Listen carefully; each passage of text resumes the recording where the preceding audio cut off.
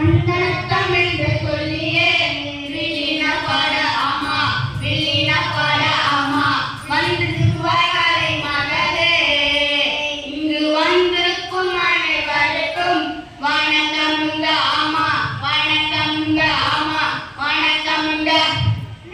நம்ம நாட்டை பத்தி என்ன பேசப்போ இல்லப்பா. அப்ப எதை பத்தின பேச போறோம்? நாட்டி வீட்டி கிடைக்கிற பிளாஸ்டிக்கை பத்தி பேச போறோம்ப்பா. ஓ